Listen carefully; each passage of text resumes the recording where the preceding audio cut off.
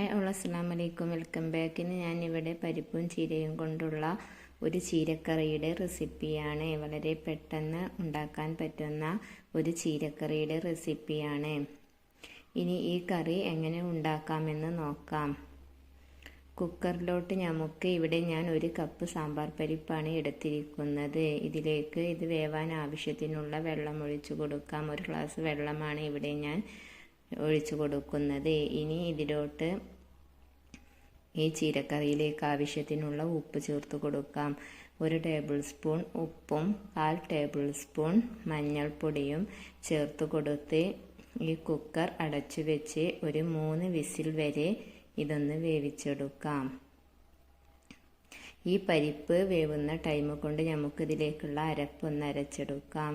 3 പച്ചമുളക്, 2 ചെറിയ ഉള്ളി, ഇനി ഇതിലോട്ട് ആവശ്യത്തിനുള്ള തേങ്ങ, 3 കൈക്കുള്ള തേങ്ങയാണ് ഞാൻ ഇവിടെ എടുത്തിരിക്കുന്നത്. തേങ്ങയും മിക്സിയുടെ ജാറിലോട്ട് ചേർത്ത് കൊടുക്കാം.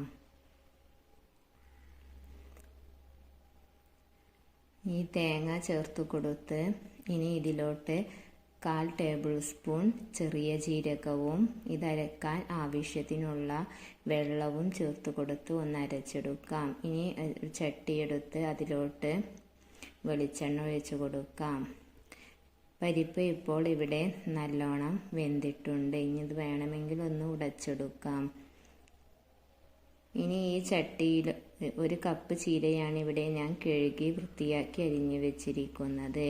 ഇനി ഇപ്പോൾ ഈ വെളിച്ചെണ്ണ നല്ലോണം ചൂടായിട്ടുണ്ട്. ഇതിലേക്ക് 1 ടേബിൾ സ്പൂൺ കടുക് ഇട്ട് കൊടുക്കാം. ഈ കടുക് ഒന്ന് പൊട്ടിക്കഴിഞ്ഞാൽ ഇതിലോട്ട് വെളുത്തുള്ളി ചതക്കിയത് ചേർത്ത് കൊടുക്കുന്നുണ്ട്. ഒരു 4-5 ഇല്ലി വെളുത്തുള്ളി ചതക്കിയതും 1 പിടി വലിയ ഉള്ളി ചെറിയ പീസാക്കി അരിഞ്ഞതും, 1/2 പീസ് വലിയ ഉള്ളിയാണ് ഞാൻ എടുത്തിരിക്കുന്നത്. അതും 1 പിടി കറിവേപ്പിലയും ചേർത്ത് കൊടുത്ത് ജസ്റ്റ് ഇതൊന്ന് വഴറ്റിയെടുക്കാം. നല്ലോണം മൂപ്പിക്കണമെന്നില്ല.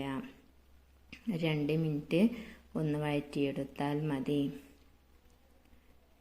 ഒന്ന് വഴറ്റിയതിനു ശേഷം ഇതിലോട്ട് നമുക്ക് കഴുകി വൃത്തിയാക്കി അരിഞ്ഞു വെച്ചിരിക്കുന്ന ചീര ചേർത്ത് കൊടുക്കാം. ചീര ചേർത്ത് കൊടുത്ത് ഇത് നല്ലോണം ഒന്ന് മിക്സ് ചെയ്തെടുക്കുക.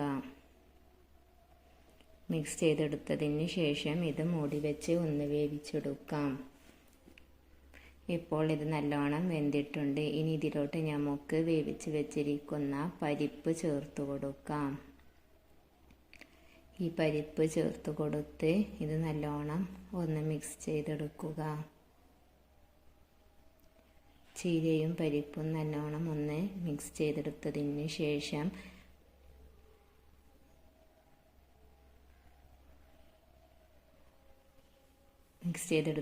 ശേഷം നമുക്കിതിലോട്ട്